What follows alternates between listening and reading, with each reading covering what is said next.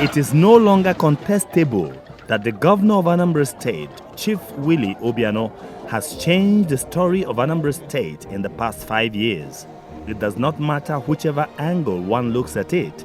The verdict is the same. Part of what His Excellency did was to give Anambra people, the Anambra, a new self-belief. Governor Obiano was like Margaret Thatcher, who restored that confidence to Great Britain. And she said, I want to put Great back in Britain. So he not only was dealing with the hard policies and the rest of that, but was also doing things to begin to rebrand the state. No objective assessment of Governor Willie Obiano's journey in office can be done without first understanding his promise to Anambra. It is this promise that binds him to the people that he swore to serve.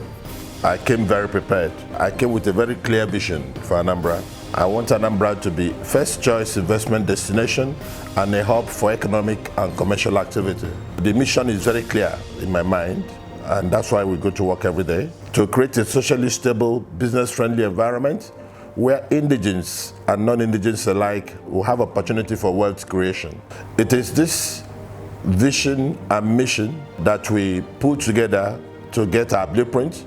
And from our blueprint, we now developed 14 enablers and 6 pillars. And these pillars are agriculture, trade and commerce, oil and gas, industrialization, logistics, and creative economy. Enablers are enablers because they are not an end in themselves. They are a means to an end. Security is number one enabler. Without security, you're not going to achieve anything. And you can see, because of the seriousness we have attached to it, we put our mouth where our money is. I've invested millions of naira into security. So we remain strong on security, and I can assure you that that will go a long way in helping us deliver on the high GDP, on shelter, on jobs, on social responsibility, on increased food production, on capital inflow, on modernizations, and on the exports. Before I came in 2014, Anambra GDP was below $1,000 per capita. Today, we are $2,300 per capita. That's where we are now. And if you put it in comparison with some countries in Africa, Anambra will rank 17th out of 54 countries in Africa. That is a great achievement. So I will allow my lieutenants to develop this area further, for you to see what we've been able to achieve in less than 5.5 years of this administration. But let me tell you, I'm going to finish very strongly, in the coming 2 years plus, because we've lined up a lot of activities, and it's clear in my mind how we're going to achieve that.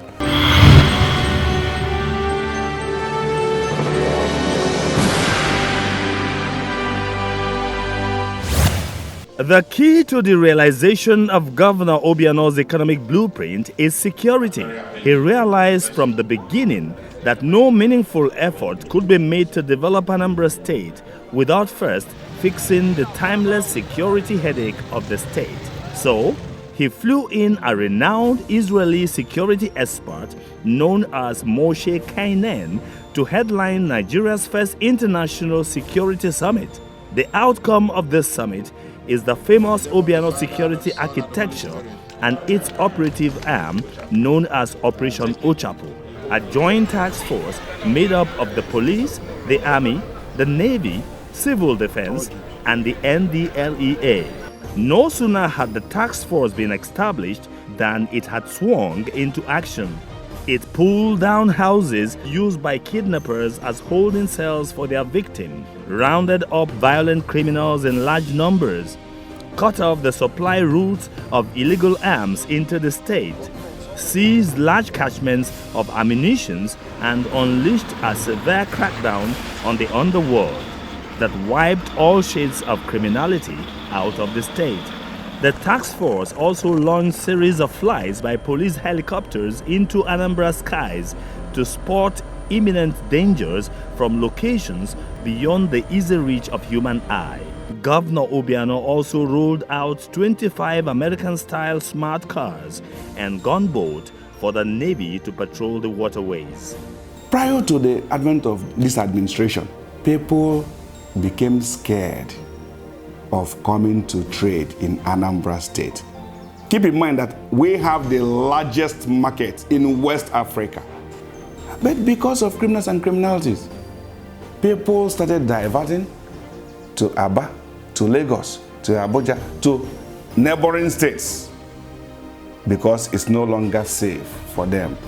Even Anambrarians began to migrate to other states, near neighboring states. Most of our traders evacuated Onitsha because it became unsafe for them. But today, they have started coming back. There's an influx. It's only in Anambra State in the south that you can come around and walk around 1 a.m., 2 a.m., 3 a.m. You can go from length and breadth of the state, anywhere you want to go to. One fundamental step he took, which maybe only the traditional rulers may recognize, is the fact that he spearheaded the amendment of the vigilante law, the state vigilante law, which hitherto was a bit confused in terms of who is the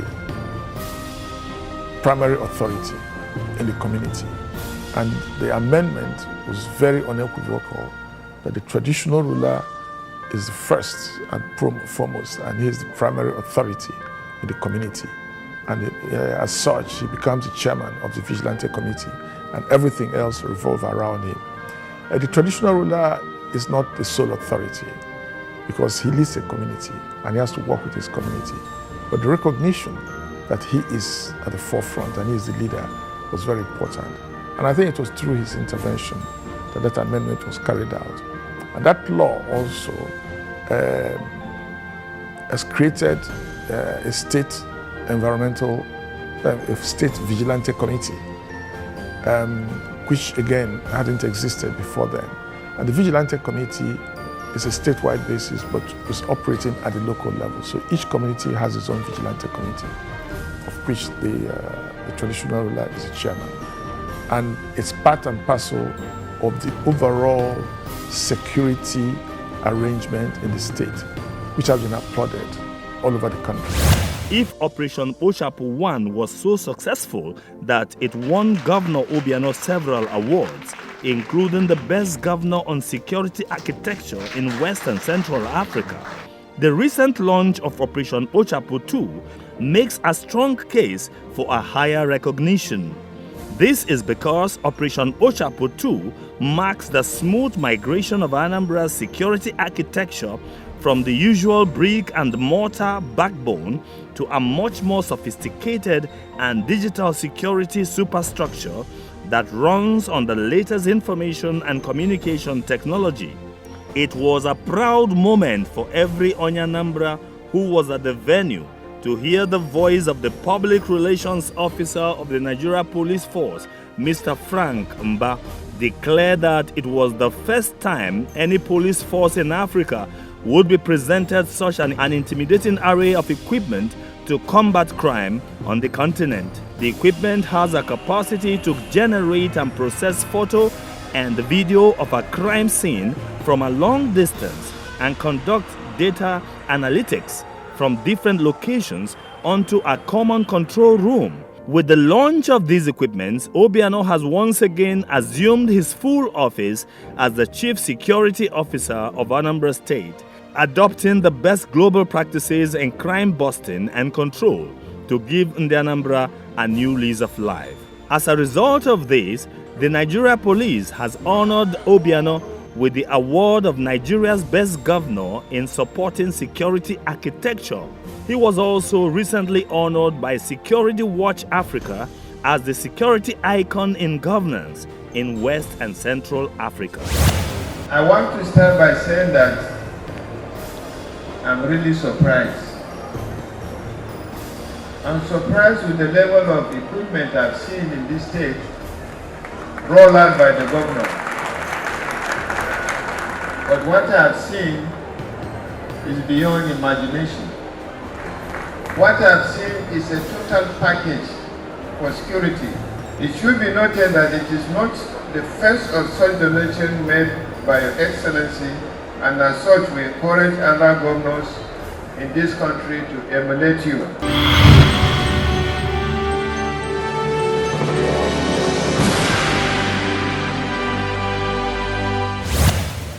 A remarkable feature of the Obiano administration is the establishment of institutions and agencies to handle specific areas of need.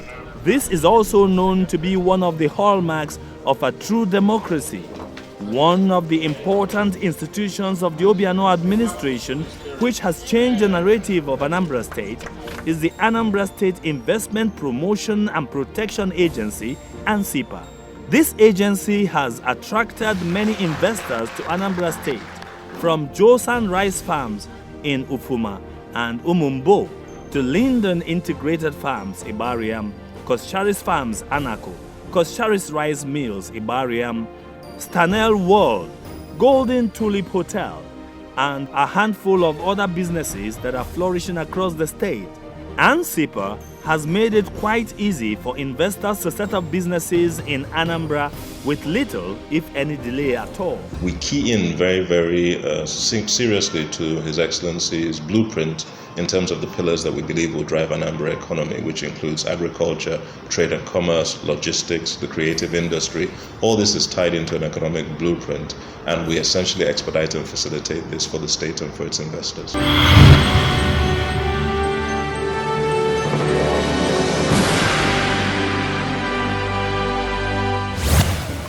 The number one pillar of Governor Obiano's economic blueprint is agriculture. This is one area where Anambra has dominated national headlines in the past 5 years. Obiano's forays in this sector began with the setting up of a special committee headed by a renowned agronomist known as Professor Chukwuemeka Omaliko. The committee was mandated to conduct a comprehensive research on soil types across Anambra State to determine which crop was suitable for which soil and location.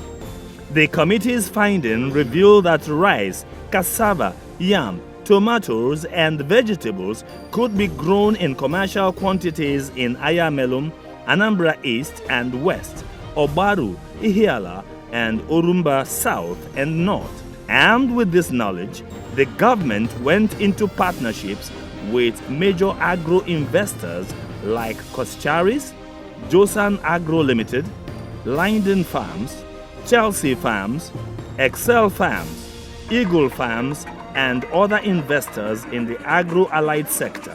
The efforts to encourage more people to go into farming have also yielded tremendous results, as there are currently 115,000 farmers and 2,700 cooperative societies.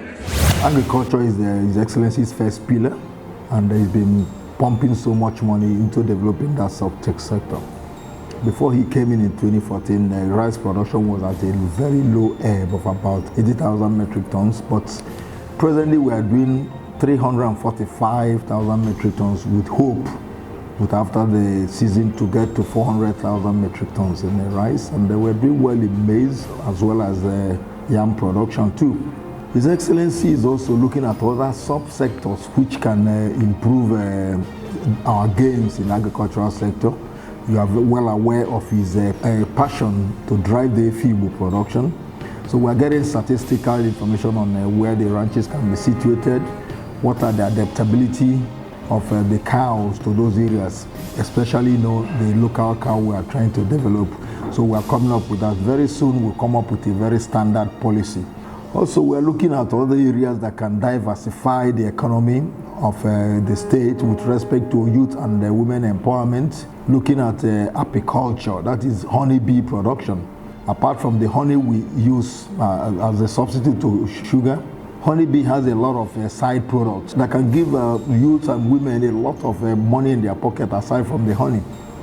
So we'll be launching an Api Expo very soon, where all the honey producers in the state will come with whatever they are doing, and then we train local government by local government the youths that we are going to use in setting up sub-villages, apiculture villages in all the local governments. Then we'll have a central processing line where all the extractors, the cleaning facilities will be located. An investor or an off-taker will be centrally located where he pulls up all these honey, cleans it, processes it, and then bottles it in partnership with Anambra Label, because Anambra Honey has already been registered as a brand name. Now, we have recently received a very keen interest in sweet potato production. There's an investor who has approached us. He has imported a $10 million worth of equipment for processing of sweet potato, transferring it to these noodles and all that, which is going to both for local market and for export. So we are sourcing 10,000 registered farmers that will meet this request.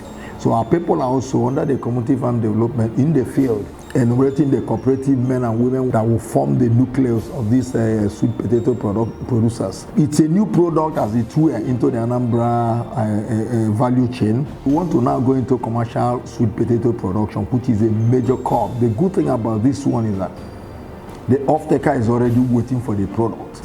So we are doing all these extended programs to increase the volume of agricultural potentials in the state with what His Excellency has already achieved in the rice subsector. Rice production has been aggressive in the past few years, with Koscharis Farms and Josen Farms running fully integrated agricultural enterprises that ensures a full-circle production of rice from the farm straight to the milling plant and then to the wholesale market. The recent opening of the fully automated Koscharis rice farms drew the attention of the entire agricultural establishment in Nigeria to Anambra State. The 40,000 metric tons per year rice mill is a great example of what Anambra State can become if her enterprising indigents finally decide to look homewards and change the narrative. I would like to sincerely thank the Almighty God, without whom it would not have been possible for us to be here today. The second thanks will go to His Excellency Governor Obiano, who made all of this possible. God used people to make things happen. Okay, there's no investment that will thrive without security. So you need to create the friendly atmosphere that investors will consider safe, because you want to make money, but the money you are making is no more important than your life. I salute His Excellency Governor Obiano, the Executive Governor of Anambra State, for creating the environment which enabled Koscharis Farms Limited to thrive and thereby making this project a reality today. And of course today, everybody knows in Nigeria that because of the policies that the governor himself put in place towards ridding the state of criminality and banditry, that this state is one of the safest states in Nigeria today. Leiden Farms has continued to pull a massive weight in the livestock sector as the largest poultry farm in southern Nigeria, having added a new facility with a capacity of holding 90,000 birds to its offerings. Meanwhile, Eagle Farms in Umuchu is blazing the trail in the commercial rearing of Efibo, which has been widely applauded by the people as a clear pointer to what can be done to minimize the friction between itinerant herdsmen and farmers. On the other hand, our vegetable farmers are doing just fine. Awka-based Graphil Nigeria Limited has been exporting vegetables from Anambra to the US for quite some time now. 2015, that's when we began to explore the opportunities there are. Following the concerted efforts of our governor, Dr. Obiano, to encourage agricultural activity, particularly export of vegetables, we underwent some of the trainings. They brought people from abroad to give interested actors on health and safety measures and ways to condition and preserve vegetables and make them exportable. And initially, we were moving our products from Oka to Lagos. It was in Lagos we were loading them into reefer containers, and to do that you need a refrigerated truck. So I used to check the reefer trucks provided by Anambra State government, move the cargo to Lagos, and in Lagos we now transload into the reefer container for onward exports. Yes, so Anambra State certainly under Willie Obiano, has done so much to encourage the exports of agri products. There's a lot of interest in Anambra. People are coming to understudy what Anambra has been doing in terms of agricultural development. And we are not relenting on our oars. We are trying to develop more programs that will upscale what we are doing. We are trying also to be mindful of the quality assurance, so that whatever that does not meet the market demand, or the market quality demand of the ministry, will be taken off the shelves. And a lot of awareness is being created among the market women and the market men who are doing all these transactions, to guarantee them that the support of the ministry is with them, to make sure that whatever is coming to the system is quality assured.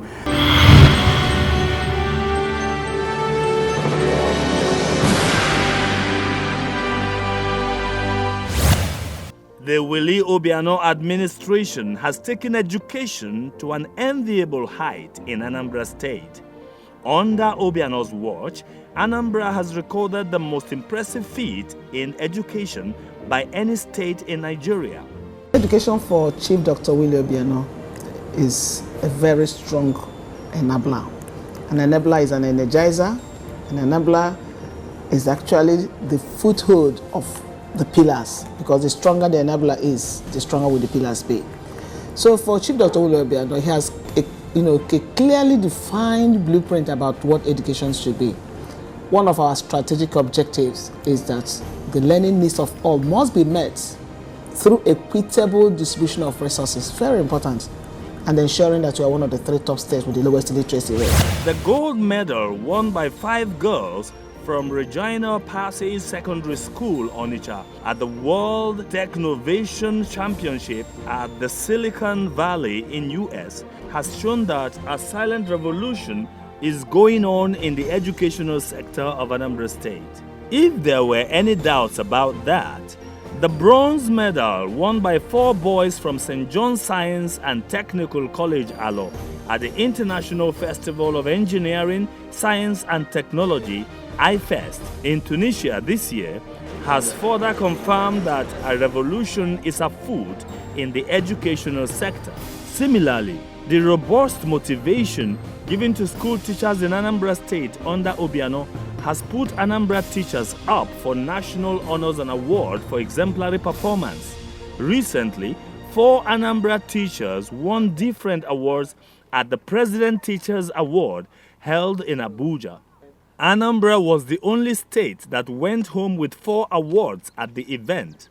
Under Obiano, hostels with a capacity to shelter 700 students have been built in 12 technical colleges, while 1,000 new teachers have been recruited to teach in primary and secondary schools. We started to change the psyche of our children. True, Anambra State had always been on the top, Even before we came in, we were doing well. There's no doubt about that. But then how do we maintain that and ensure that we have students who are able to defend their certificates at all times? We developed what we call the 10 shared values to make a positive impact on everyone I meet and everywhere I go, to be a solution provider and not a part of the problem to be solved, to be a role model of emulation, to be my best in all I do, and so on and so forth. And the last one, number 10, that says to make my family, my state, my nation, and my God proud. And it began to change how our children, we are thinking. We started with some dictums. We said, nothing is impossible. Yes, we can. So His Excellency said, I want to give them education that is globally competitive.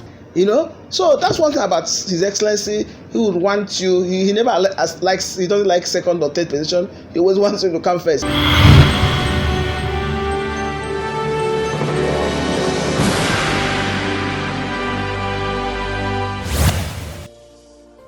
When the Obiano administration started, the governor made it very clear that he was going to build roads and construct bridges that have economic importance. By this declaration, he meant that he would give priority attention to roads and bridges that lead to industrial clusters, agricultural belts, the oil fields, and commercial centers.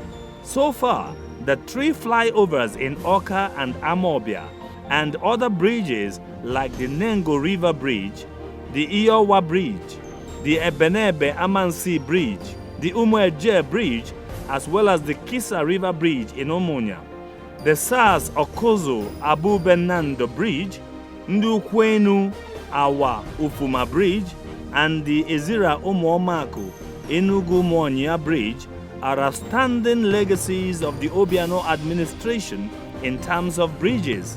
However, the 280 meters long Agule-Riotu Bridge that leads to the oil fields of Anambra State stands out as the longest bridge in southeast Nigeria, an administration that is committed to changing the story of Anambra State. When he entered, he inherited about 96 number of roads, and he promised Anambra people that he's going to continue from where the last administration stopped, and he's going to award new ones. And that's exactly what he has been doing. And in awarding this road, he made sure that these roads are evenly distributed among the 3 senatorial zones. And equally, he takes into consideration the no-go areas. The communities in Anambra State are not seeing third road. I think Nzam is one of the few local government, if not the only local government water in the entire country that doesn't have a third road. He's taking a road from there, from Miata to Nzam. It's being done by Kanubi. He's doing a road to Onono. Onono is the community in Anambra West. They've not seen a third road. There are communities in Anambra, they go to their community through Delta State. But he's doing a road being done by Tamad. In Obaru local government, we are doing a road to Oguaniocha. This road is about 12 kilometers. This road, they've never seen a third road before, and it's equally an oil-bearing community. We are about awarding a contract for a bridge that connects Ehiala with Obaru, so that anybody that is going to Port Harcourt from Onitsha will pass through Obaru and go to Port Harcourt. Then he's doing another road. We want to link Oguipele. This is a federal road, but he has continued to push, and he has said that this dry season we must get to Oguipele by road. Oguipele is where SEPCO is fully operating. So His Excellency has been passionate about doing roads and is making sure that these roads are done to the best international standards. And that's why he set up a design review committee. This design review committee will make sure that our drains are properly discharged. In Anambra State, we have over 1,000 active erosion sites. And because of the type of soil we have, alluvial soil, so it is prone to erosion. And when these drains are not properly discharged, keep on creating gully erosion. So this design review committee makes sure that every drain, every road done with drain is properly discharged to a natural water channel. And by doing this, erosion is minimized or equally controlled in Anambra State. This design review committee makes sure that the asphalting, the drain, the filling is done to the best international standard. In Anambra Central, we are doing a road that goes through Amanuke to Achala. It's ongoing as we are talking today. And we are doing a road from Amanse, Ndukwenu, Awa, Ofuma Road. This road is being done by Stefanucci. It has 3 bridges, and the 3 bridges have been completed. The Newi Hotel Road in Newi is being worked by Benejav. So His Excellency makes sure that these roads are done in 3 senatorial zones and are done simultaneously so that everybody will have a touch of what we are doing in road infrastructure. In Anambra South, we are doing a number of roads, and we completed some. Construction of St. Margaret Church, Ndi Keliong Eziokwe Road is completed. The one construction of Chukwuemeka Odumegwu University Road in Uli has been completed. And the Zoboli Hembos Opo Road is ongoing. Construction of Eziro Umuomak Enugu Monya Achina Road, being done by Arab contractors, is ongoing and is with a bridge. The bridge has been completed. We are doing a construction of Ezia Alaihua Road in Osumowu. It's being done by Stefanucci. It is ongoing. We are consulting Mbose Azia Opo Road. This is a road that links 2 local governments. It's being done by Philippa Associates with a bridge. It is ongoing. The popular 100-foot road in Newi with about 20-meter deep erosion control is been awarded. It's been awarded to IDC, and the project is ongoing now. Then in Central, the popular Minaj Obosi erosion site has been completed by His Excellency. It was done by IDC. The construction of Nokwa Ichida Road has been completed. It's done by Akomas and is completed. The Oyolisa Ogidi Umuoji Road, Ogidi Boys Secondary School, is ongoing as we are talking now. So he has done construction of Old INEC Y Junction Road. This is in Obiano here. It has been completed by His Excellency. Construction of additional roads in Obiano Oka linking Abakaliki Road to Ngozika Estate has been completed by His Excellency. All these things are happening in Central. Then construction of Senator Ben Obi, that's in Udoka Estate, has been completed. The construction of road linking Ekezio and Afigu Monachi is ongoing.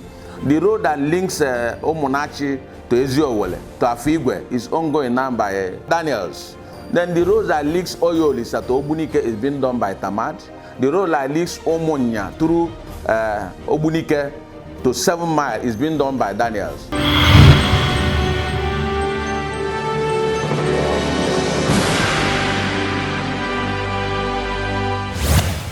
Governor Obiano's vision for the health sector is that Anambra should become the state with the highest health status in Nigeria, with unfettered access to healthcare delivery and near-zero disease burden.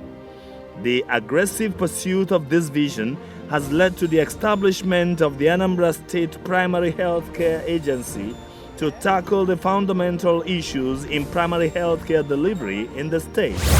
We have our vertical programs from the national we carry out twice a year. I'm talking about the Maternal, Newborn and Child Health Week. We also carry out the National Immunization Plus Days. Right now, we just finished the MNA, introduction of the meningitis vaccine into routine immunization. So we have kept abreast with all primary healthcare activities. We coordinate immunization activities, nutrition activities, integrated management of childhood illnesses, and health education. These are core programs under the agency. So the response has been wonderful because each health facility was given basic equipment, including the keke ambulance.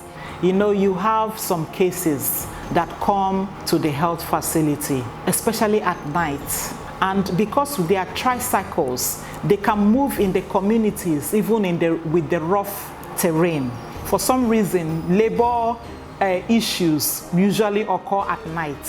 So when you have difficult labor, we move the woman with the keke ambulance, and any other case that requires a referral. So it has really been very helpful.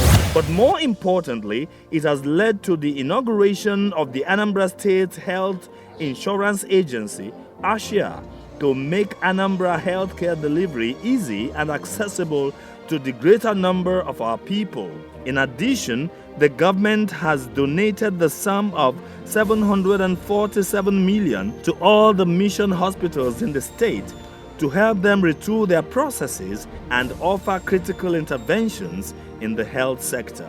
Anambra State Health Insurance Scheme was born out of His Excellency Chief Willie Obiano's vision of giving Anambra State what the healthcare outside this climate look like. Somebody who is ill, having needs for antenatal care delivery, whether it's instrumental delivery or surgeries, whether you have appendix and you need appendicectomy, you have hernia, you need herniorrhaphy operation, you need several kinds of surgeries.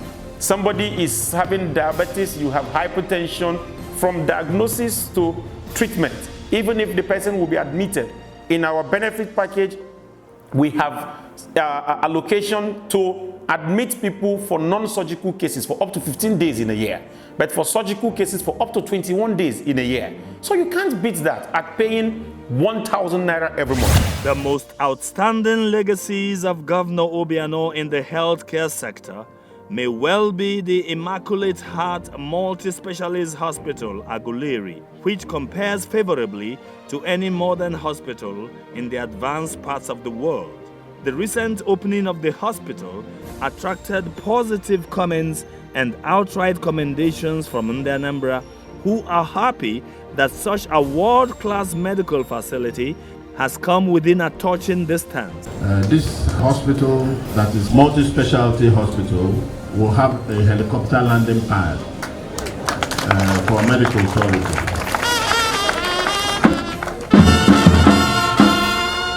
That will facilitate bringing patients anywhere in the world to this place for treatment.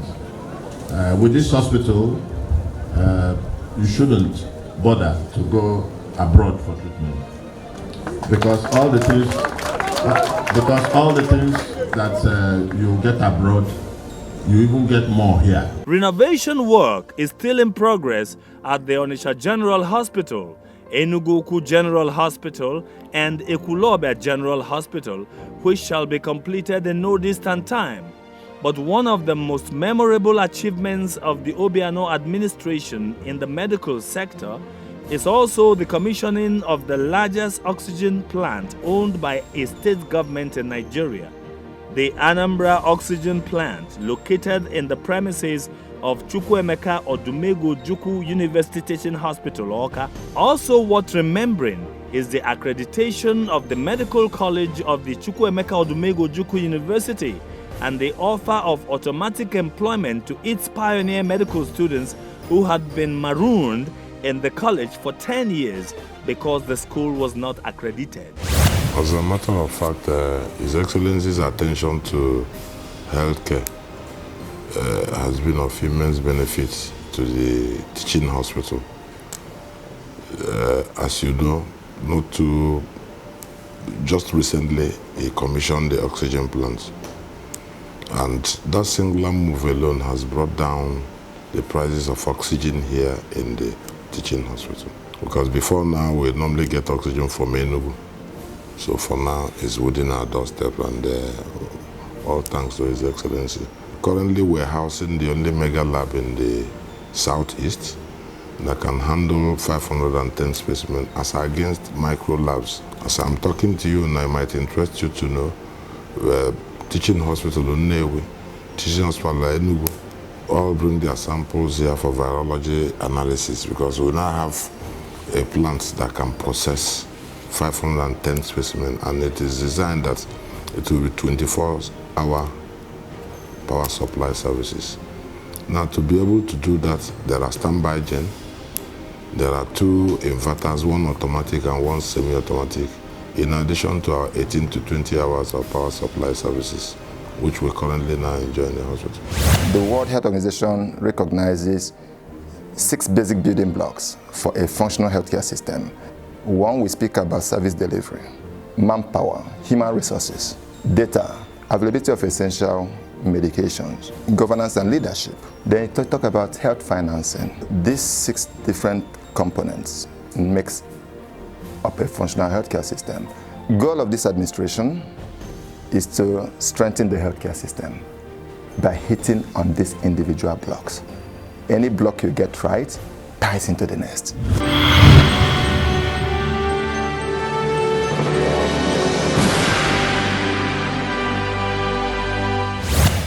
One of the most enduring legacies of the Obiano administration is the highly innovative Community Choose Your Project initiative. This initiative has been described as revolutionary by many development experts and widely adopted as a fantastic rural development model. It places emphasis on empowering the grassroots by giving the people a chance to choose what is best for them according to the priority of each community. It is a quintessential bottom-up approach to development that has never been tried anywhere else. Under this scheme, 188 communities in Anambra State have been given a chance to feel the presence of government in their locality. No community is left behind. Now, in its 3rd phase, the initiative places the sum of 20 million naira in the hands of each community for a project of its choice. This initiative has changed the landscape of Anambra State. The 20 million Community Choose Your Project initiative was an initiative of His Excellency the Executive Governor of Anambra State that was aimed at bringing development to the grassroots in Anambra State. The project has succeeded so well that it has become a reference point to the extent that Fortune magazine called it a blueprint for successful development at the grassroots in Africa.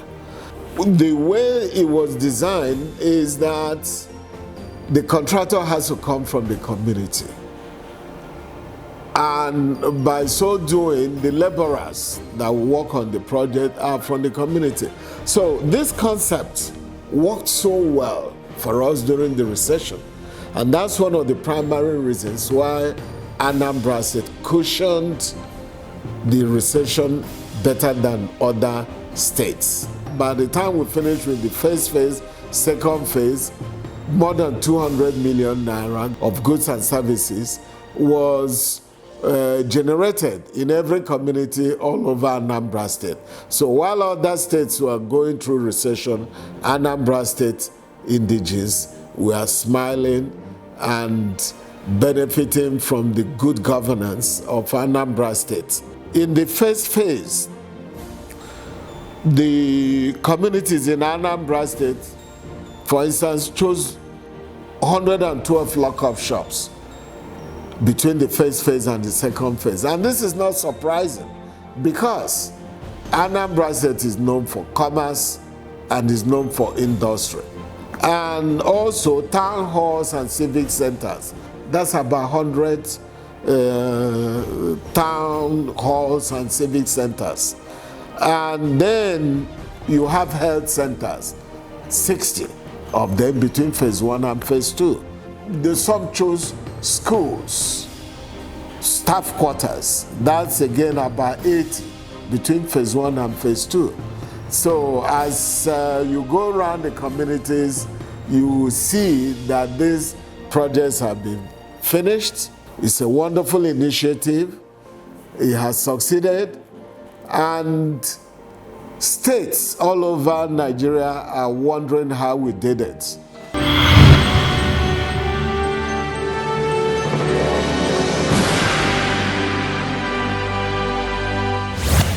The Obiano administration has brought some improvement in power supply to Anambra.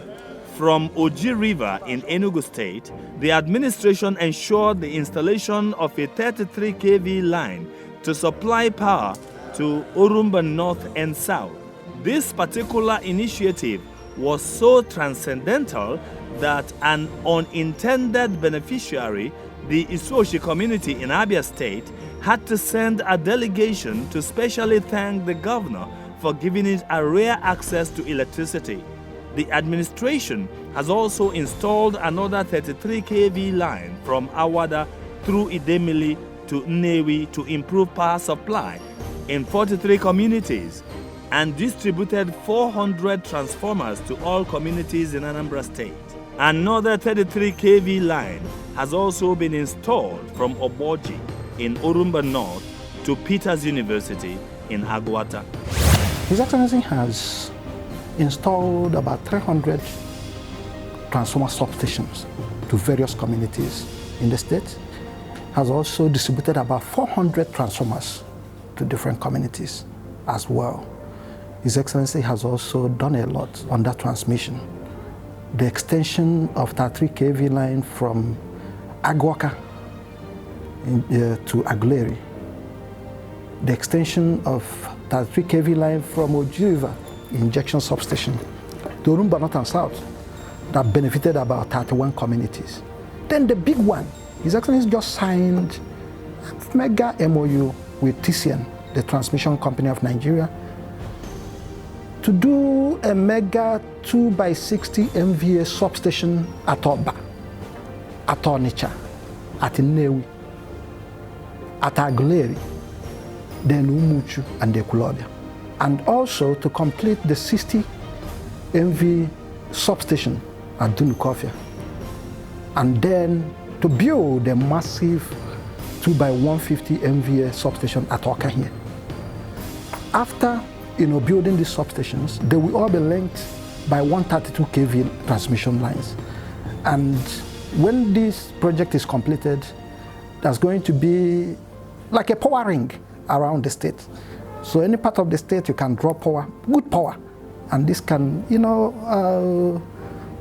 drive industries, real estate, from everywhere in the state. It's massive, massive mega legacy. His Excellency has provided about 100 boreholes to different communities in the state. Also, in partnership with the EU, His Excellency has done about 95 boreholes. Okay? And the big one, His Excellency is currently partnering with EU to develop the Otuocha and Dobizi water scheme.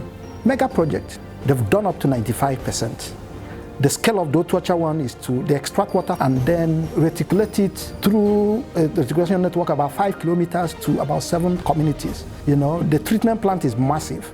Treatment plant has the capacity to treat about 10 million cubic meters of water per day. Highly impactful project. Of course, if all these water projects, for instance, are rolled out, Anambra State will be one of the first states that will attend this free open defecation even before the national deadline of 2025. The Light Up Anambra campaign is one of the amazing ideas of the Obiano administration that has placed Anambra in a win-win situation. This scheme has not only created a 24-hour economy in the state, it has also changed social life in the cities. The scheme has enhanced nightlife and impacted heavily on the fight against crime and criminality. It has also unveiled the hidden aesthetics of most cities and towns, which now sparkle in the night and give the impression of one huge, sprawling urban habitat. The street lights also encourage interpersonal interaction, as in the Anambra feels safer to travel from Oka to Onitsha or Nnewi under the glorious dazzle of LED street lights. His Excellency has done about 1,600 kilometers of streetlight projects, and this has greatly affected the economy of the state. The businesses are benefiting greatly from it. Now people, do business 24 hours. You see businesses do 2 shifts, putting more money in the pocket of the Anambra, and it has actually greatly helped in enhancing the security of the state. And that's why Anambra State still remains the safest state in Africa.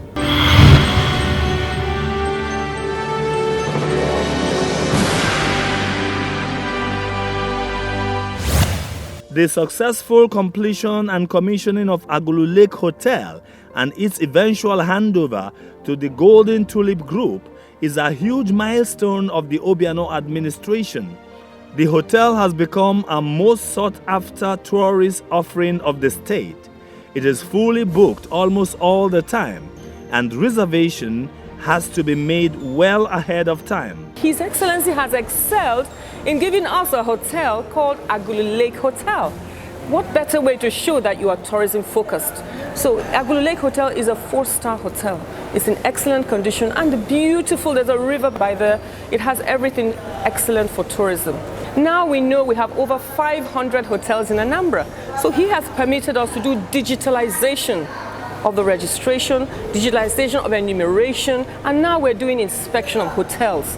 So we check, we go with NAFDAC, we're going to start an organization with the fire department, hygiene, so that we see that the best quality is what is offered. Obuku Caves and Waterfalls in Owerri-Zukala has also benefited from Obiano's magic touch. So last year we commissioned Owerri-Zukala. This year we're going to commission Ogbunike Cave, Ojuku Bonka, and our museums we're also upgrading. Work is ongoing at the moment on the access road to this spectacular tourist heaven, while the extremely steep pathway into the cave has been remodeled and reconstructed for a more comfortable approach to this hidden treasure.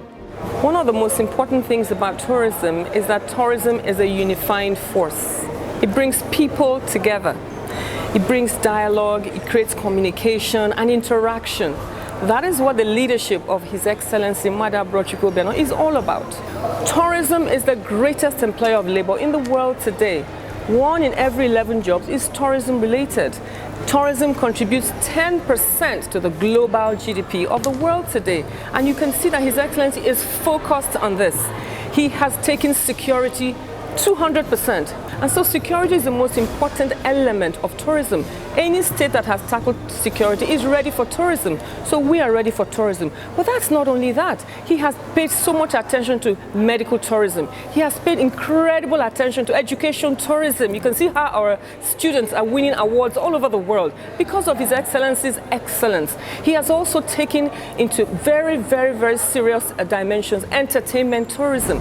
He has also made it possible for us to project our culture. Last year, we launched what we call Homecoming Festival. We celebrated Palm Wine Festival. We celebrated the New Yam Festival.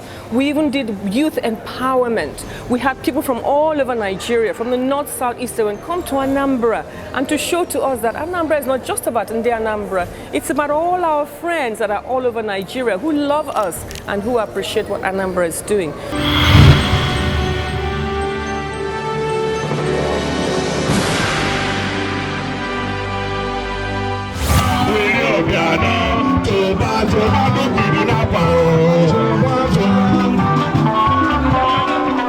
No governor in the history of Anambra State has shown as much interest in developing trade and commerce in the state as Governor Willie Obiano.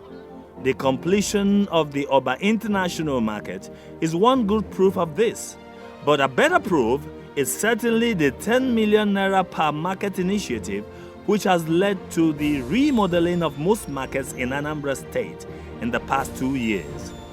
There has also been a bold effort to relocate some of the markets or some segments of some markets to places that would enhance their accessibility to more customers as well as their growth.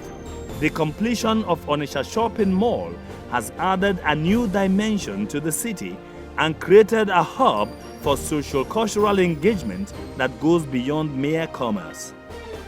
Actually, His Excellency Governor Willie Obiano, when he took over, he understands what trade and commerce is to our people. He understands that trade and commerce is symbolic to we from this geographical part of the world. He was the first and only governor to do choose your project initiative to all the markets in Anambra State.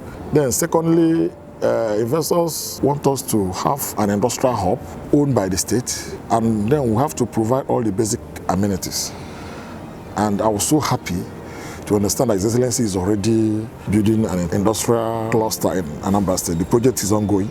If that project is completed, that will give us a very long-term development plan for Anambra State. One, it will create employment. It will bring about development and so many other things. So I thank His Excellency for having that vision ab initio. I think he has done so well in creating that enabling environment, a business-friendly environment for investors, foreigners, and whoever to come in and trade in Anambra State.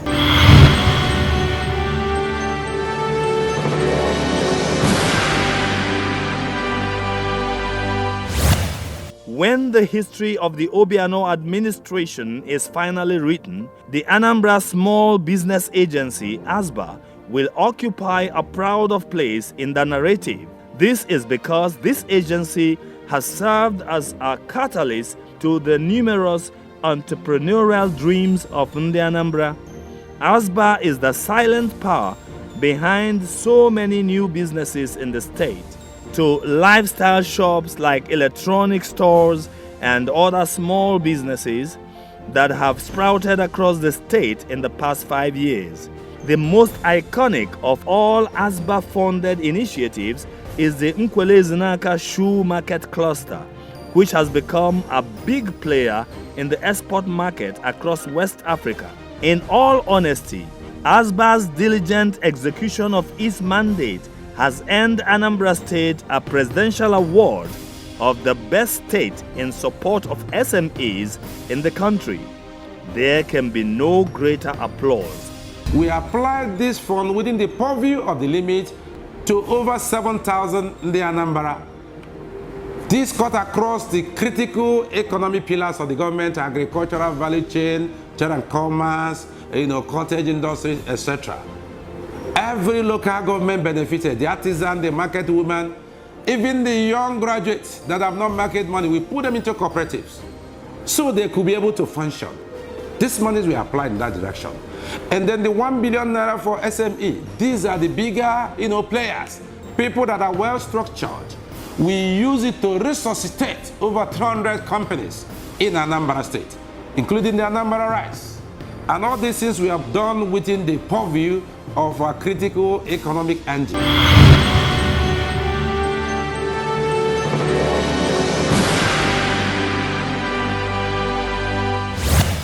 A little over 5 years ago, no one in Anambra State believed that a proper mass transit system could function in the state. There was always fear and apprehension about a likely unsavory reaction from the road transport unionists and big-time transporters in the state. But the Obiano administration has made a big impact in the mass transit sector, with the big intercity buses, popularly known as Willie is Walking. This intervention touched society's most vulnerable members, as low-income earners, civil servants and students rely heavily on these buses to meet their personal commitments and stay afloat. These buses have become ubiquitous landmarks on our roads and across our cities as they continue to meet the people at the point of their needs. Willie's Walking Bus is there at Opiweka, is there at Ekulobia, is there at Newi, is everywhere you go. And I think some of them needed to be upgraded, and we are putting everything in place to make sure that these buses are functional, particularly this Ember month. And that bus, the government subsidized transportation.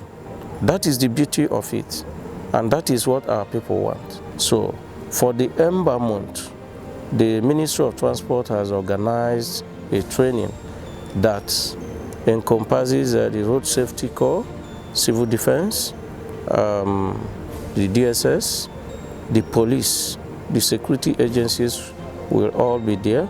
Then associations like Association of Bus Drivers, Association of Tricycle Drivers, Okada drivers, everything that runs on the road.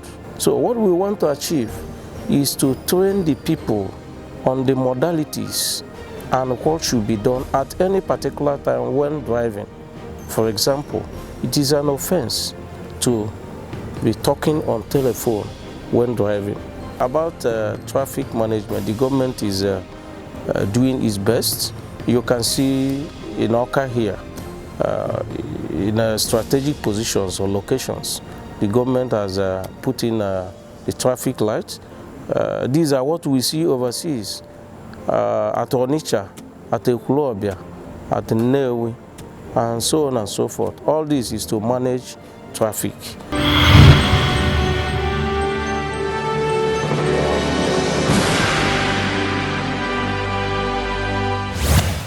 The International Conference Center, ICC, is one of the major legacy projects of the Obiano administration. On completion, the center will launch Anambra into a new social orbit marked by conferences, workshops, summits, and major get-togethers that will boost the revenue profile of the state. The center is expected to seat 5,000 people. It has so many collapsible meeting rooms and other facilities that befit a landmark project of its stature.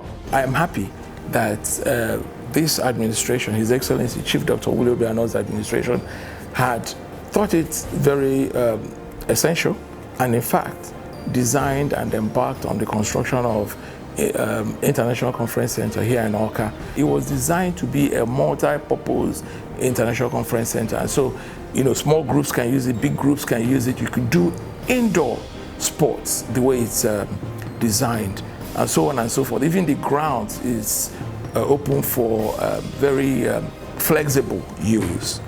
And then next to it, which by the way we're calling also for people to come for this, there is space left for a 5-star hotel that will support. That's investment opportunity. By the time Governor Obiano finishes the world-class ICC Center, the International Conference Center, that is second to none in the whole of Africa, I will bet you that. That's when people's eyes will open in what this guy is doing. Wonderful investments, wonderful developments, infrastructure based. Governor Obiano started the NYSC camp at Mbauku. 4,000 capacity units, 4 blocks, 2 blocks for male and 2 for female. It's been completed. They're using it today. We are all very excited.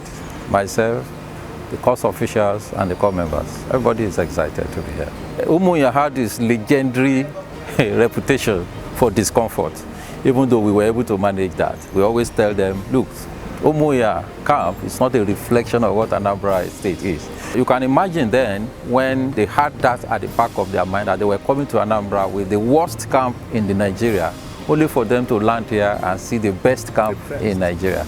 They are all excited, they are happy, they are very excited. And we've always told them to whom much is given, much is expected. Anambra State spent a lot of money putting up this structure. We have a multipurpose hall that can also seat 4,000 comfortably. We have a very, very modern parade ground, well paved. I can see what it will look like when it's fully finished. We have a pavilion. We also have the religious centers recognized by the NYSC. We have 3. That's the Catholics, the Protestants, as well as the mosque. We have all that. And we have a kitchen that is gas powered. We use gas here. But the one that excites me most is we have a sick bay that is comparable to even the teaching hospital. It's like a general hospital. And we have doctors' quarters right in there. We have nurses' quarters, we have male ward, we have the female ward. Before now, His Excellency had donated an ambulance, which is on standby 24 hours. The state government drilled 2 boreholes. In the camp alone, we have about 32 overhead tanks supplying water. And we don't bath with buckets here, we bath with shower, which is a first in Nigeria also. Our showers run 24 hours. More importantly for me, we have under construction here a braithwaite tank that can conveniently store water for 2 days, that we can rely on for 2 days, just in case there is any failure anywhere. Governor has dropped 2 generating sets, one to power the hostels, the other one to power the street lights. That's the lights around within so that while we put the street lights can be on all through the night. So Anambra State is running the most facility-friendly, compact orientation camp right now. When Chief Willie Obiano assumed the mantle of leadership of Anambra State, he identified housing as one of the areas of focus of his government to propel the state to the next level. The vision of the Obiano administration is to be the #1 state in Nigeria, delivering quality, affordable and sustainable housing to its people, with a mission to establish a sustainable system for the Anambra in a serene environment that will foster productivity and socio-economic advantage. Housing as a ministry is very, very important to what His Excellency does, because you can have everything, but if you don't have shelter for the people, what have you got? And so His Excellency Chief Dr. Willie Obiano's strategic blueprint specifically mandates the Minister of Housing to endeavor to close the gap on the housing shortages in the state by producing at least 10,000 housing units per year. This ministry, within the past 5.5 years of his administration, had made some strides in that direction. There is 1,000 housing units for civil servants that's going on next to Millennium City. And then, of course, there is a 500 housing units that was attracted by this administration through federal government. It's yet to really take up, but that's something that we have going. There is, first and foremost, the Millennium City, which is touted as the #1 precinct that we have proposed for Awka Capital Territory. I'm happy to announce that we have MP Infrastructure partnering with the state government to produce high-end residential estate there, and in fact work is going on heavily there. We have FAB, who, by the way, most people should know, do a lot of developments in Abuja, was attracted under this Akuro initiative that His Excellency calls on the Anambra to partake in by UNIZIC. The attempt was to also create a university town as we do overseas, and that attempt is growing. And then, of course, there was Ngozi Estate next to it. We're trying to create what we call new town layout. So next to that, we have Dozie Investments, and then, of course, another development next to it. And so we've done all those. But then Awka is not the only place. His Excellency said we have to at least touch what he calls the Ona axis, which is Onitsha, Nnewi, and Awka axis. And so when you come to Onitsha, for instance, we also have a major development going on there that the state government is partnering with Rotec Energy Services to develop, again, high-end residential estate in a place we'll call luxury estates in Nunkwele, GRA. And so these are things that are going on, but then because we have many housing shortages in Anambra State, the business is still ripe. And so we invite people to come and invest. After all, His Excellency has made it very possible for these things to happen. Then going forward, we have just completed the design of a world standard stadium.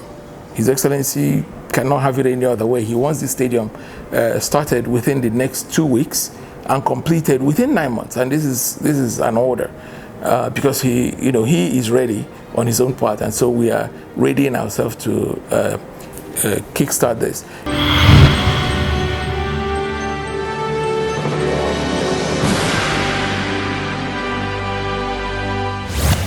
The Obiano administration has shown a remarkable sensitivity to the ravages of erosion and flooding in Anambra State. The administration has tackled about 12 major erosion sites across the state, but the efforts of the state seem like a drop in the ocean because Anambra has over 900 active gully erosion sites that require urgent attention. Nevertheless, the administration, in partnership with the World Bank, the federal government, and the Nigeria Erosion and Watershed Management Project, NEWMAP, has fought back with a sterling performance that has drawn the praises of people who had lost their homes and livelihood to erosion, but have regained them with the intervention of NEWMAP. If I may quote my governor, he used to say that there should be state of emergency in Anambra State in terms of erosion control, erosion problem. In the recent times, the types of Oga incident, the one at Nkisi, the one at Nnewi, and so many of them, But I thank His Excellency because he has been contributing his counterpart funds to NEWMAP, World Bank, assistance, And the last time the World Bank man visited, he pleaded with him that they should give more aid and all that assistance, and funding, which they said they promised to do something about it. Anambra State has fully played its part in ensuring that we provide the requisite facilities for NEWMAP to thrive in terms of counterpart funding. The state government has been very gracious in providing 1 billion naira worth of counterpart funding for NEWMAP to be able to draw money from this purse. And also the state government is providing facilities in terms of staffing as well as the accommodation, and that's the office space that we use to do what we do here in NEWMAP. In terms of scope and number, we have intervened in 14 sites across a number of states.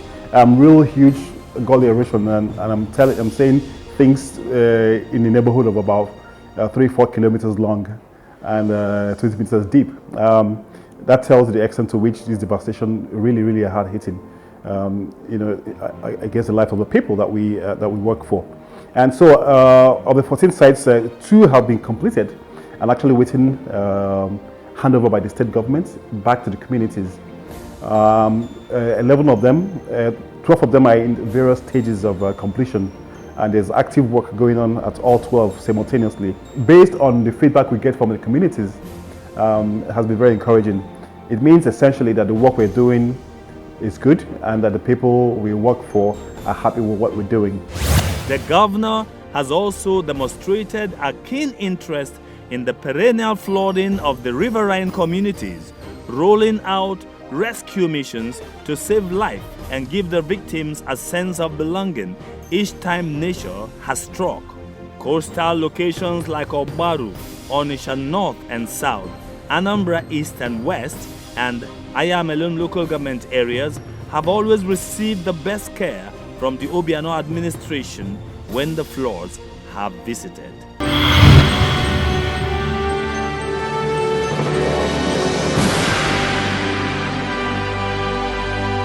One of the pragmatic steps taken by Governor Obiano to actualize his vision of a befitting state capital for Anambra was to create the Awka Capital Territory Development Authority, ACTDA.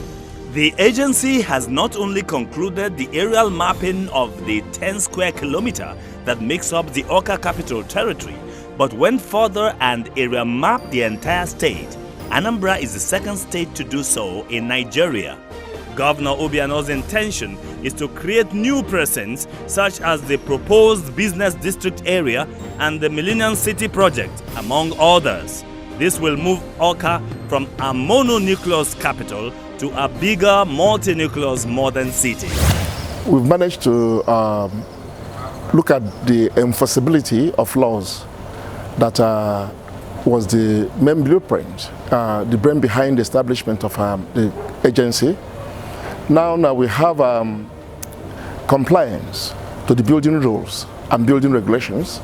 We have now a prototype of perimeter fences where people have to follow the model, especially along the motorway between Amobe bypass and up to Amansi.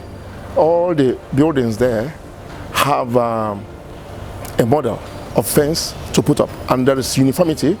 So this is one of the areas through which we have accelerated infrastructural development in the state.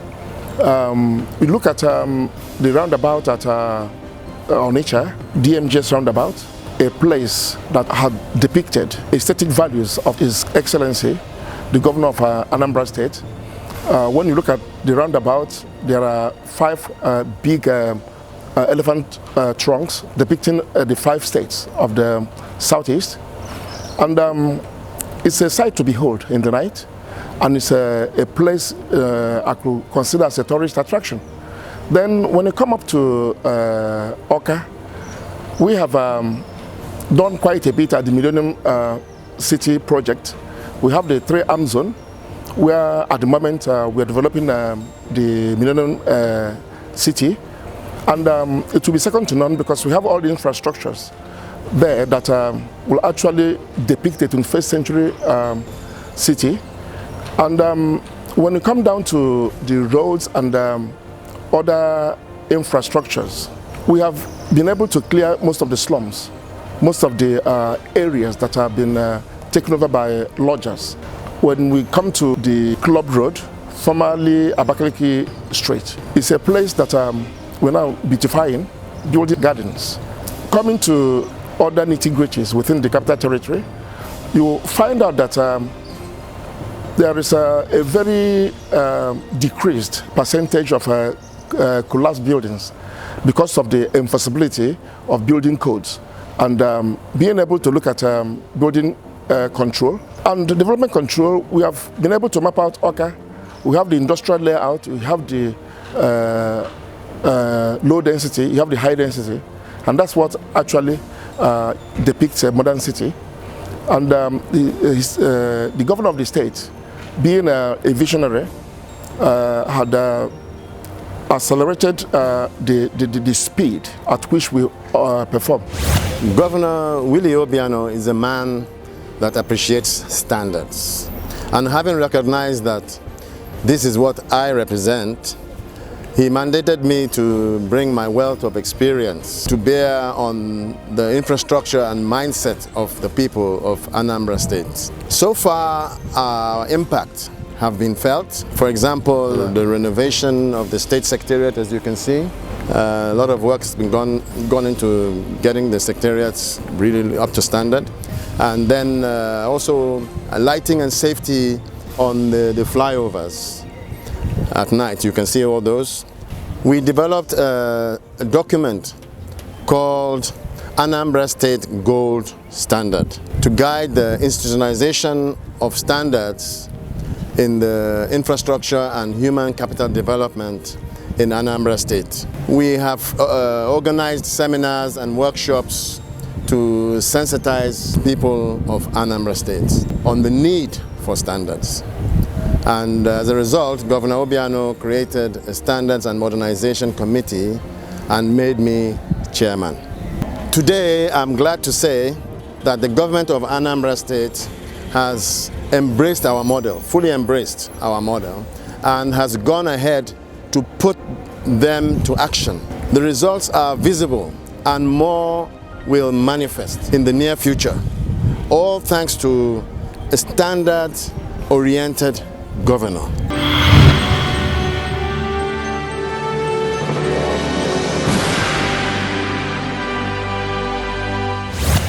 The Anambra Walk for Life initiative is one of the ideas that have made the Obiano administration a memorable period in the history of Anambra State.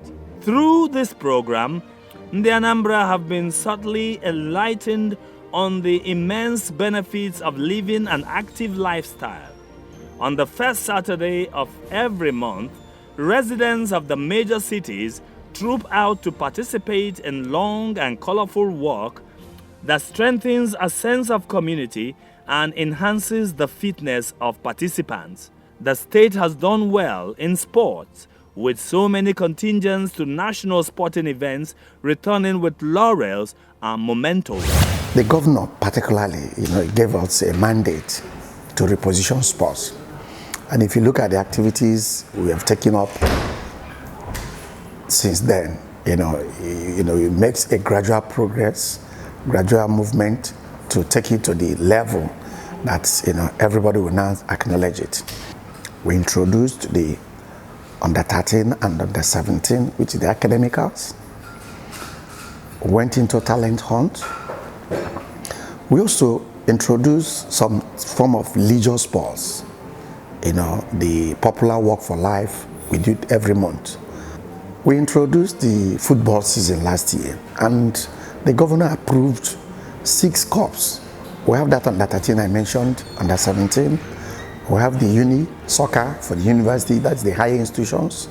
We have the community shield, that is for all the 189 communities. We concluded the security challenge. While they are working, they need to also exercise themselves and play. So we introduced a cup for them. One of the most important things he has emphasized is youth development. And that's why we laid emphasis on the primary schools and secondary school. He's even taking it further. He said we should include female football, basketball, volleyball. They're all things we're including. The idea is to, move it through this primary school and secondary schools, so that by the time they come up to, the national level, we'll have nurtured them very well. In the past 1 year, we placed our name on the medals table. We are not saying that we've won 100 medals, but you can't do that medal table without seeing Anambra State. So sports is one great aspect of arresting, this youth restiveness. To productively and positively engage the youth in the state, Governor Obiano repositioned the Ministry of Youth Entrepreneurship. This ministry, among other things, has created a framework which will train, retrain, and empower the youth in diverse vocations, producing a pool of skilled and semi-skilled workforce, making them either employers of labor or employable in the many industries that has been attracted by Obiano's favorable economic policies. We've got a 6-month plan and a mandate from His Excellency, and we've developed a policy framework based on the target that he had given us. And we termed it developing employable and entrepreneurial environment or platform for the millennials. And so what we have done is leveraging on how we have scoped our framework, which primarily will be driven by ICT, to map out various projects and programs that will empower our youths to make them employers and make them employable, make them entrepreneurs, and create jobs in the environment. We've launched programs like Triple I Initiative that we call the Inventor Investor Initiative. It's a community-driven, youth-based program that we initiated, approved by His Excellency, to identify innovative and creative individuals down to the fact of somebody who's thought of something and doesn't know what to do with it. We also launched a program that we call the Smart Jobs Initiative. This is in collaboration with Ministry of Transport, Ministry of Tourism, and what we're trying to achieve that is here is to empower the youths. It's a very mobile-friendly platform where the youths can engage themselves from any part of the country. You trade is more like a marketplace where they'll engage, and His Excellency is willing to make sure that this platform is fully functional. As we speak today, the youths are already trading, are being trained, and some of them are engaging themselves, trading on this platform and making some little money. So by the time we begin to engage the Ministry of Transport, engage the hospitality, and in good collaboration with the Tourism Ministry, it will go a long way to engage our youths. And we intend to profile these youths. They will upload their CVs, and we'll be able to market these youths to these employers for them to employ them. We've also looked at the programs also that the ministry had got, and we've set up a team and developed a youth TV, youth online TVs. It's a platform where we want to be able to showcase what our youths are doing. It's a channel for us to also be able to disseminate more information and get the youth to get engaged, for those of them that want to develop so much interest in ICT, in the creative side of things, and so forth and so on. Various programs that we're doing is basically targeted to make the youths to become employable, make them to become employers, make them to also become entrepreneurs.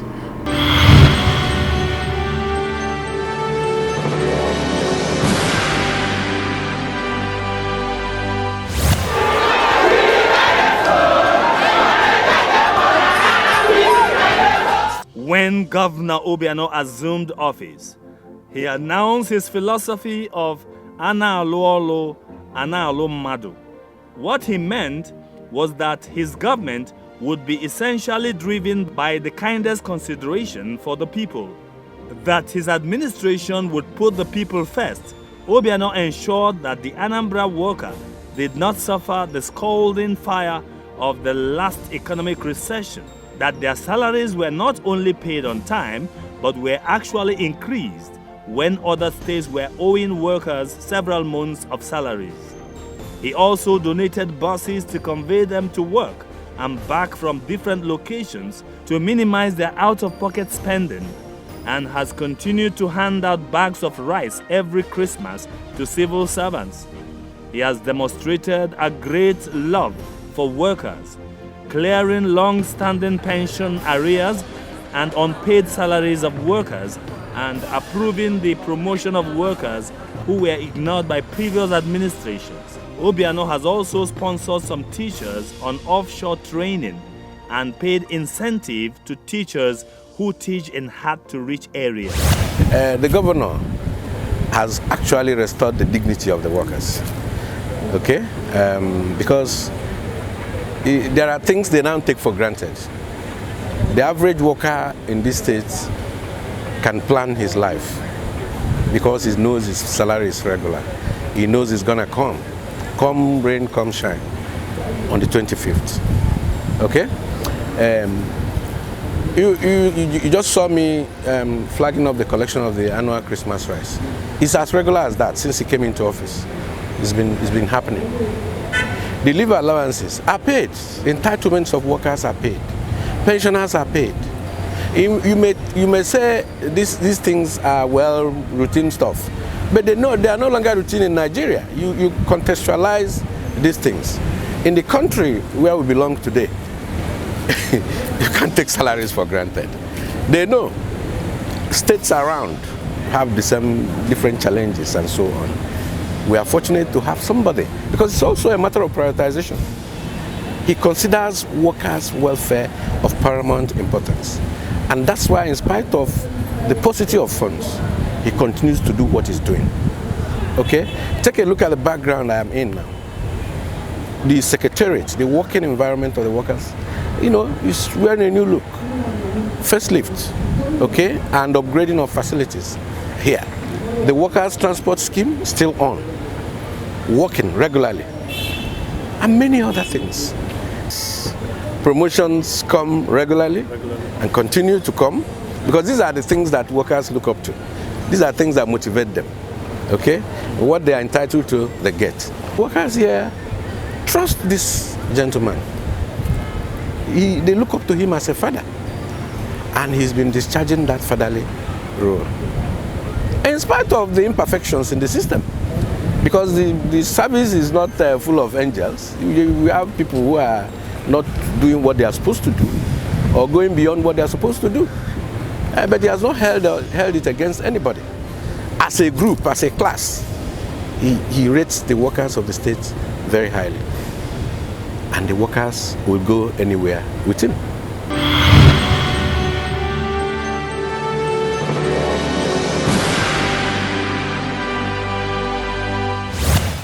Governor Obiano has left an enduring legacy in the mass media sector with the sparkling new studios of the Anambra Broadcasting Service, ABS, which is Nigeria's first fully digital broadcast station.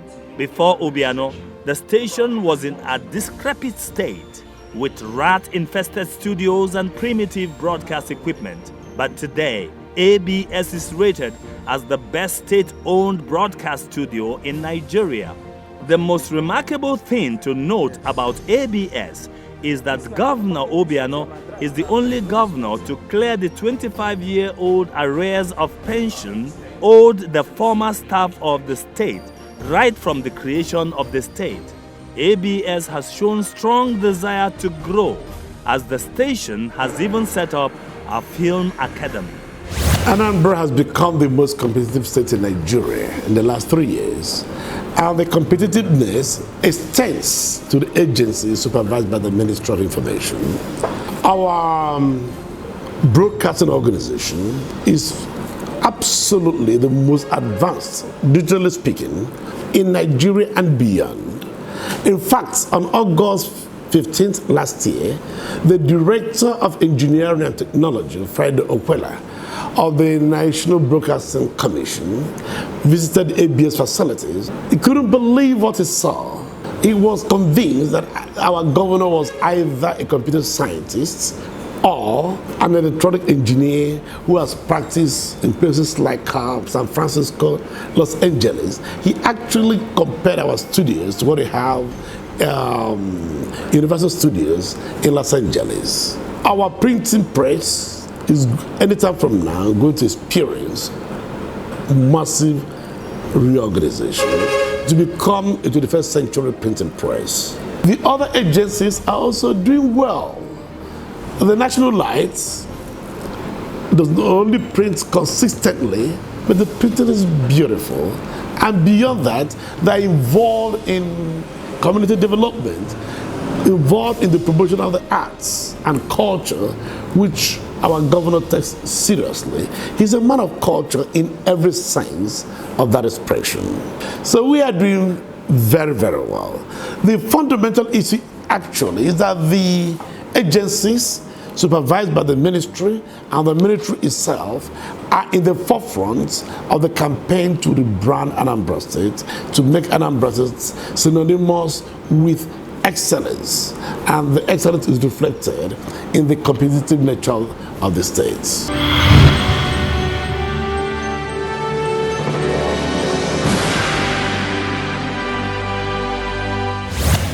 Our brothers and sisters living with different degrees of disability have never had it so good.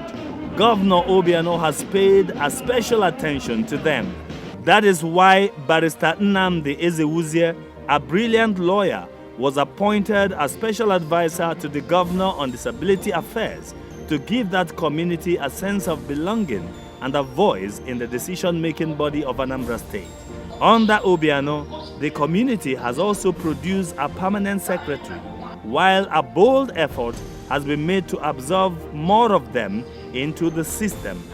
Under Obiano too, Anambra State House of Assembly became the first legislative assembly to sign the disability bill into law.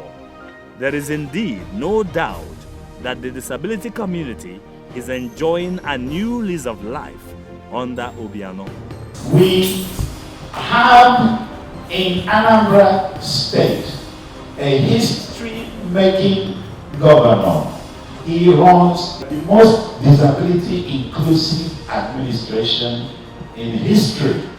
So the APGA administration in Anambra State has set itself apart as the most disability-inclusive administration in history.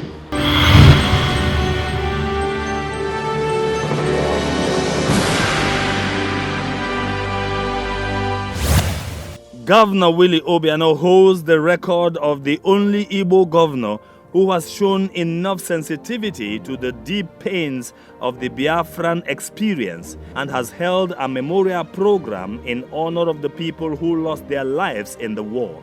Ozemezina is an epic moment in our collective memory of the war, and one in which Governor Obiano demonstrated beyond reasonable doubt that his heart is with his people.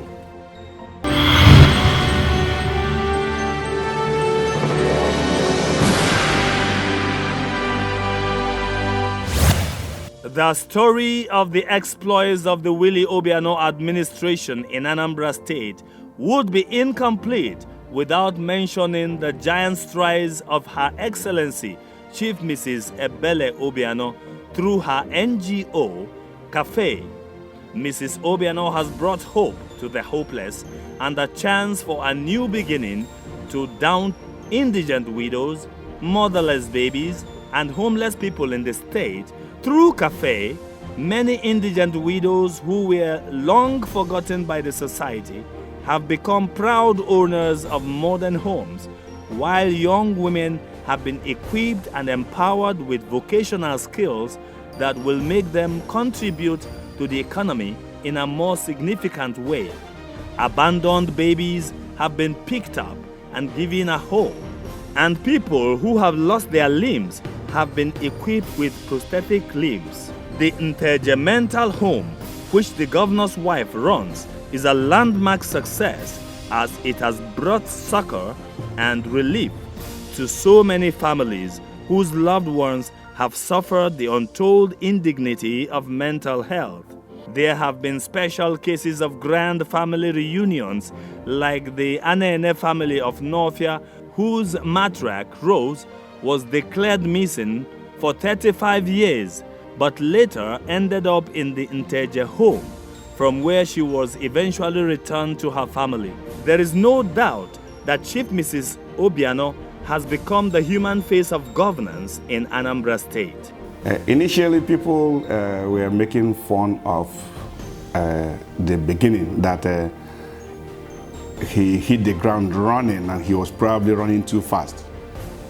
But today, they saw that he has maintained the tempo. Governor Obiano is even running faster now than he started. His policies have been underlined by public purpose, underlined by measurability, things you can measure. A contrast between the periods where mainstream politicians governed and when technocracy came into government. The whole thing reflects the character of the governor, which is that he believes so much in planning. He believes so much that if he has a dream and has a plan and gets a great team, that he will make it happen. Of course, doing more with less. Remember, he doesn't really like spending money. Background, banker, he knows the value of money. But he knows the value of having a direction and putting resources toward that direction and monitoring that you deliver. So what he calling it finishing well. He says, I've done 5.5 years. I have another 2 years before the elections come, and I think that's it. In those 2 years, I want to focus on my legacy projects. Of course, the state keeps running.